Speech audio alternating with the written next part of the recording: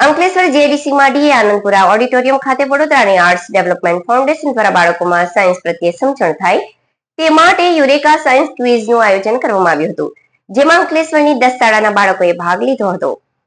શ્રી શ્રી શ્રી 1008 મહામંડલેશ્વર સ્વામી અખિલ ધીરજી મહારાજના પાવન આશીર્વાદથી માં ભગવતી નર્મદાના શુદ્ધ અને પવિત્ર જળ સમસ્ત ગુજરાતના દરેક વ્યક્તિના ઘરે ઘરે તથા ખેતરે ખેતરે પહોંચી સમગ્ર મનુષ્ય, પશુ પક્ષી, વૃક્ષ તથા જીવજંતુઓ પણ પાણી વિના તરસ્યા ન રહે તથા ગુજરાતની પ્રજા આબાદ અને ગુજરાત સમગ્ર વિશ્વમાં સ્વર્ગ બને તેવા મહાસંકલ્પને પૂર્ણ કરવા આ દિવ્ય મહોત્સવની ઉજવણી કરવામાં આવતી હોય છે.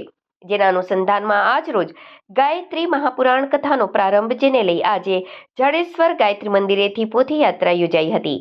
જે પોથીયાત્રા જાડેશ્વર ગામ થઈ મુખ્ય માર્ગ પર પસાર થઈ જાડેશ્વર ગાયત્રી મંદિરે પરત ફરી હતી અને ત્યારબાદ ગાયત્રી મહાપુરાણ કથાનો પ્રારંભ કરાયો હતો.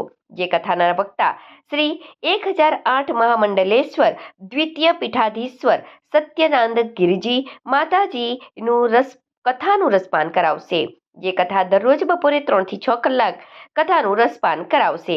જે કથાની તારીખ 3 ફેબ્રુઆરીને સોમવારના રોજ કથાની પૂર્ણાહુતિ કરાવે છે તથા તારીખ 4/2/2025ને મંગળવારના રોજ 24 કુંડી ગાયત્રી મહાયજ્ઞ સવારે 8 કલાકે ગાયત્રી મહાયજ્ઞનો પ્રારંભ થશે અને બપોરે 1 કલાકે જેની પૂર્ણાહુતિ કરે છે તથા તારીખ 4/2/2025ને મંગળવારના રોજ 27માં નર્મદા જયંતિ મહોત્સવની ભવ્ય ઉજવણી કરવામાં આવશે.